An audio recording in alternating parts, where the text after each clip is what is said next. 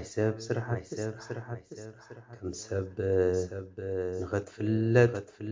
ስራሕትኻ ኣንጻር ሰላም ኣንጻር ፍቕርን ዝዓበየ ኣንጻር